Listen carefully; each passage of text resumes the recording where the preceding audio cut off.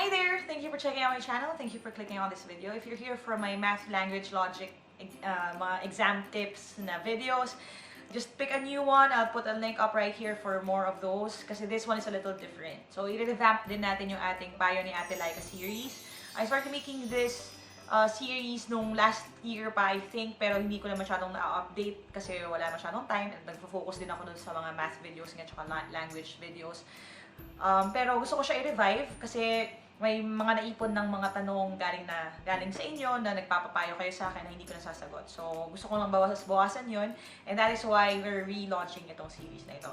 So, if you want to send your own problems din, kung gusto nyo humingi ng advice, you can go to www.facebook.com/atelaicamaragilla. So, sa channel po na yun, or sa page na yun, I'm more of an ate or a life coach versus a coach pagdating sa tests. So, kung gusto nyo ng personal stuff, yung aking vlogs, yung mga motivational quotes, or anything like that, you can follow that page too. Okay? Now, itong question na ito ay pinadala ng isang tao na tatawagin natin or itago natin sa pangalang Little Miss Shy. Now, bakit Little Miss Shy? Kasi, ang sabi niya sa akin, "Hello po, Coach. I just want to ask how to overcome my introvert attitude and low self-esteem. Thank you." So, pag ganitong klase yung tanong, if I feel na parang mahaba yung maisasagot ko dito, or if I feel na marami rin na matutulungan na nasa same situation, I usually shoot a video instead of typing my response. So, sabi ko sa kanya, thank you for sending your problem, tas can I answer it in a video instead? So, that is why we're talking about that today. Now, pag-uusapan natin yung pagiging introvert, pagiging mahiyain, and paano mag-deal with that, how to overcome it. Now, bakit ko gustong sagutin ito? Kasi honestly, I'm one of the people na living proof that it is possible.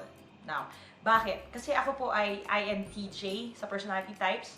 Ibig sabihin nun, introvert, intuitive thinking, judging. Actually, very rare yung aking personality. Very onti kami sa mundong ito. So, kumbaga sa terms ng Pokemon sa Pokemon Go, kami po ay shiny na, lucky pa. So, mahirap talagang hanapin. And yung I doon stands for introvert. Now, sa scale ng INTJ, kasi pag nag-take kayo ng personality test na yon, may scale siya. So, kunyari, parang spectrum. So, from introvert to extrovert.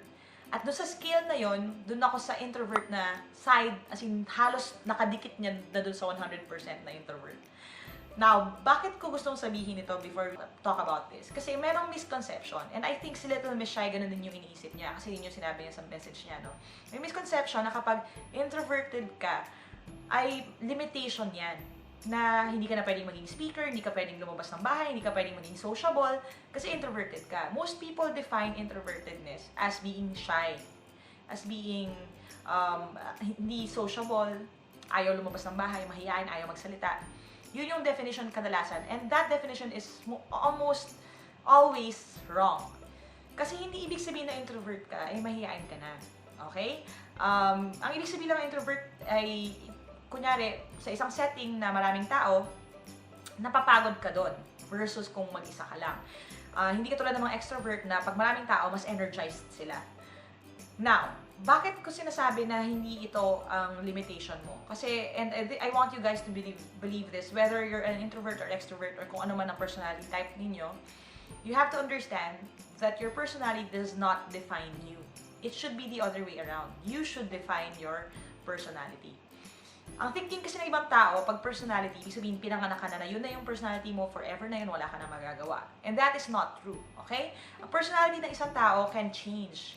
Okay? It's fluid, it's something that can grow over time, pwede siyang magbago. Any aspect ng personality mo na gusto mong baguhin, or gusto mong mag-improve, pwede mong i-train ang sarili mo. Okay? And how do you do that? Okay? Number one, first step is this, realization.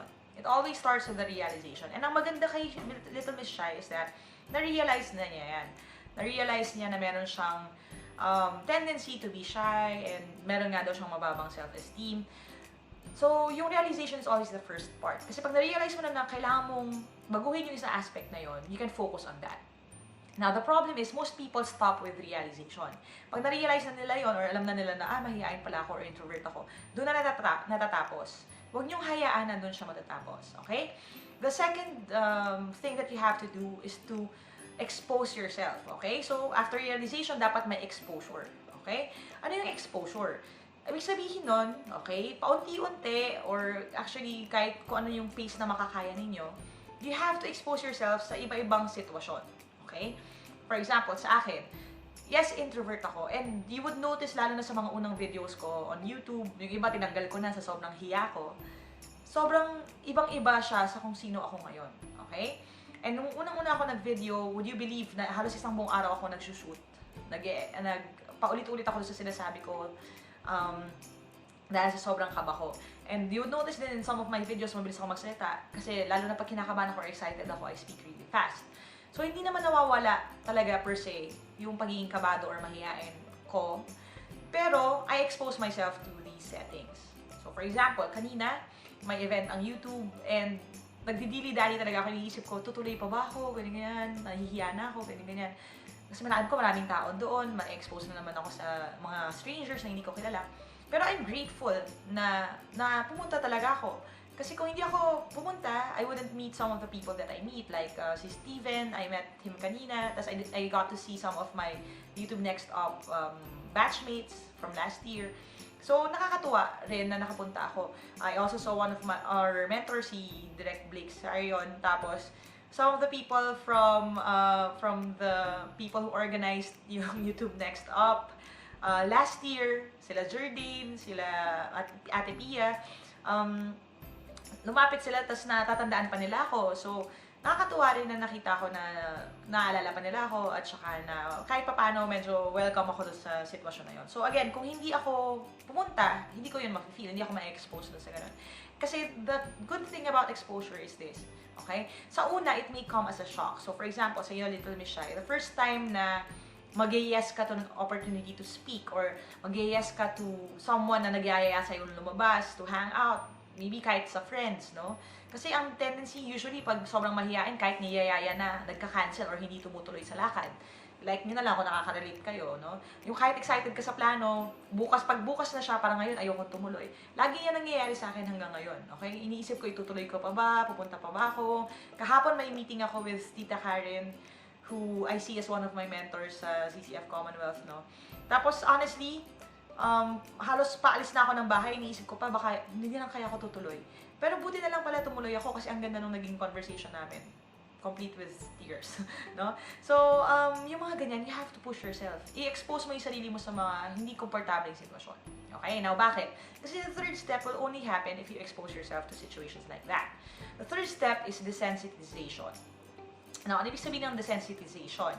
Okay, D, ibig sabihin, hindi. Okay? Sensitize, sense, pakiramdam. So, sensitize, ibig sabihin, yung laging nararamdaman. So, ang ibig sabihin ng desensitization, ibig sabihin nun, hindi mo na mararamdaman yung kadalasan mong nararamdaman. When you keep exposing yourself to uncomfortable situations, nasasanay ka. Okay? Nasasanay ka na hindi na siya ganun kalaking shock. Eventually, hindi ka na masyadong kinakabahan, mag-grow ka na as a person, okay? By always doing it.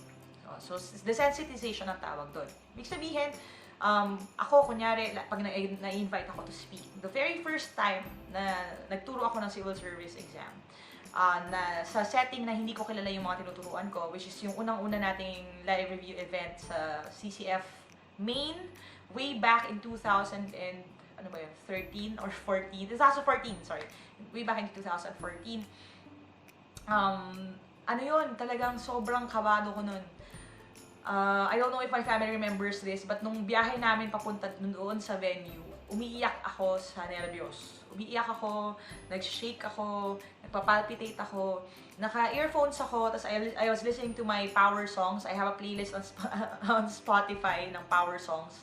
Yung mga favorite songs ko na pinapakinggan ko kapag magsispeak ako to pump me up. Nakikinig ako, tapos umiiyak ako, tapos sobrang kabado ako. Tapos nung magsistart na, nandun ako sa CR, tapos umiiyak ako, nagpa-pray ako, Lord, sobrang kabado ako, hindi ko alam yung gagawin ko. Ganon katindi yung feeling nung unang-una ako nagturo ng civil service review. Okay? Now, hindi man mahalata nung ibang pumunta noon or hindi na siguro na nakita na gano'n yung nangyari sa akin, pero yun yung nangyari.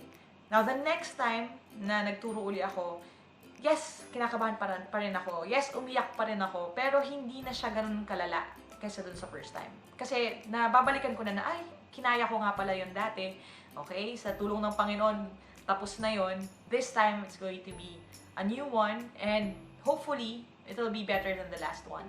Now, sa dami ng beses na nakapagturo ako ng live ng Civil Service Review, UPCAT Review, LET Review, yung mga ganyan, sa inyo guys, padalas ko siyang ginagawa. Nababawasan kahit papaano yung kaba na nararamdaman ko. Nowadays, hindi na ako laging umiiyak. Minsan umiiyak pa rin ako, pero hindi na lagi. Hindi katulad noon na every time talaga umiiyak ako. May time din before ako mag-speak, nagsusuka ako sa sobrang nervyos kasi ganun ako ka-anxious. Ngayon, bihira na yun mangyari. Hindi na ako usually nagsusuka. Kinakabahan pa rin, pero hindi na ako nagsusuka, hindi na ako umiiyak. Nagpapalpitate pa rin ako, malamig pa rin yung kamay ko, kinakabahan pa rin ako. At nagsishake yung boses ko minsan.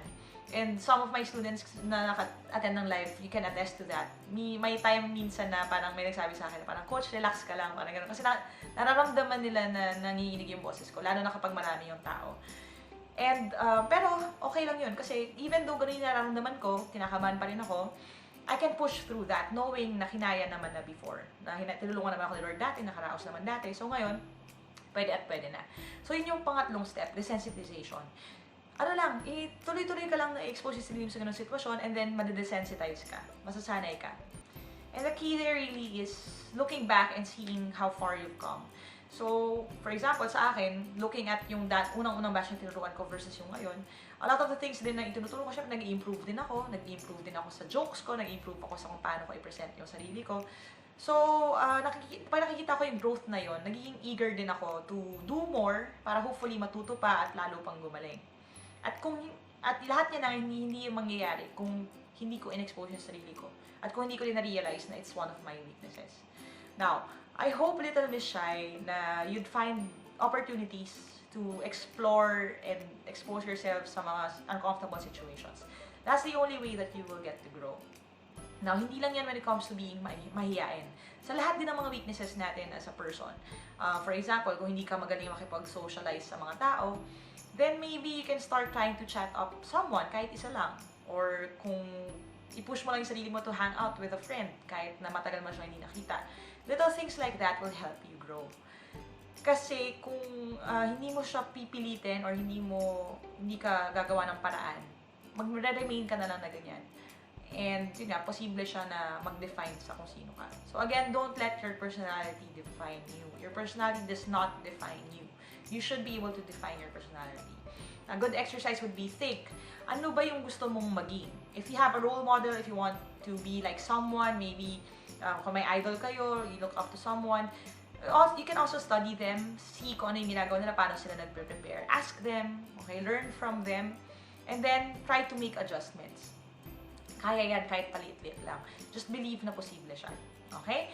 So I hope, Little Miss Shy, kahit paano nasagot ko yung tanong mo. Don't limit yourself sa kung ano yung sinasabi lang ng personality mo or saan ka komportable. You have to push past that. Now, when it comes to low self-esteem, yun yung pangalawang sinabi niya, paano daw kung meron kang low self-esteem.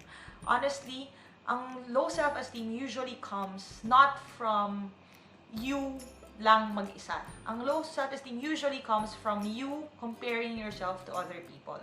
Na parang, bakit siya ganyan? Bakit ako ganito? Bakit yung kapatid ko ganyan? Bakit ako ganito?